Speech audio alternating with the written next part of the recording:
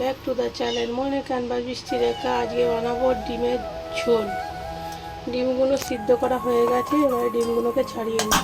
সবার আগে এই দেখো ডিম সিদ্ধ হয়ে গেছে, খালি ডিমগুলো ছাড়াই। ডিমগুলোকে কাঁটা চামচ দিয়ে ফুটো করে নিয়েছি, প্রত্যেকটা ডিম ফুটো ফুটো ফুটো ফুটো করে দিয়েছি যাতে মশলাটা ভেতরে ঢোকে। এবারে লবণ, হলুদ আর কাশ্মীরি লঙ্কা গুঁড়ো দিলাম, এটা কাশ্মীরি লঙ্কা গুঁড়ো কালারের জন্য।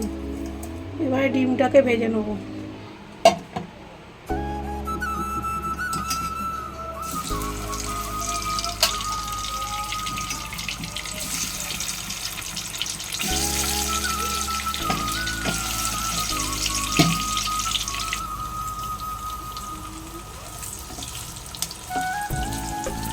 দেখো এগুলো ভালো করে একটু ভেজে নিই।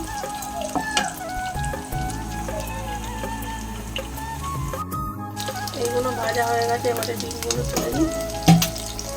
এইবারে পেঁপে ওই তেলের মধ্যে ডিমগুলো তুলে নিয়েছি। দেখো ডিমগুলো ভেজে তুলে নিলাম। এবার ওই তেলের মধ্যে পেঁপে আর আলুগুলো ভালো করে ভেজে নিই।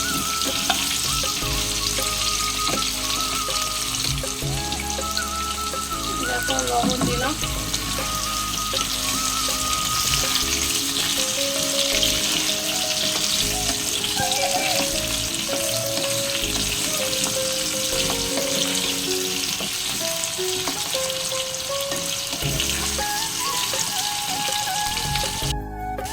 রাইস এখানে দেখো আলু আর পেঁপে ভালো করে ভাজা হয়ে গেছে, এবার তুলে নেবো। এখানে জিরে, তেজপাতা আর শুকনো লঙ্কা ফোড়ন দিলাম। এবারে পেঁয়াজ কুচোগুলো দিয়ে দেবো।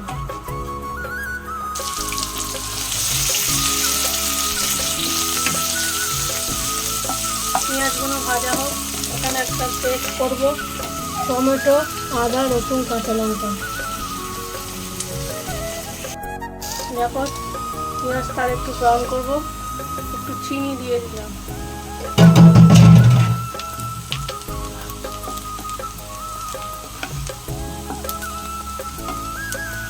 এবারে এই পেস্টটা দিয়ে দিলাম, আদা, রসুন, কাঁচা লঙ্কা আর টমেটোর পেস্টটা দিয়ে দিলাম।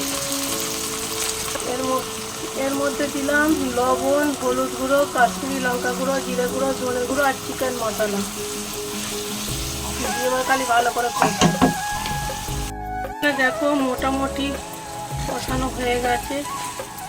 এবারে আমি আলুগুলো আর পেঁপেগুলো দিয়ে একটু আরেকটু ডিমটাও করে গেল, দেখ সবগুলো দিয়ে আগে কষে নিচ্ছি। চলো তারপরে জল দিয়ে দেবো। যাই হোক ডিম, আলু আর পেঁপে একসঙ্গে ভালো করে মিক্স করে নিয়েছি। 3টে কাঁচা লঙ্কা দিয়ে দিলাম। এবারে খালি একটু গরম জল দিয়ে ফোটাবো। আলু মোটামুটি কিন্তু যা ভাজা হয়েছে অলমোস্ট সেদ্ধ হয়ে গেছে।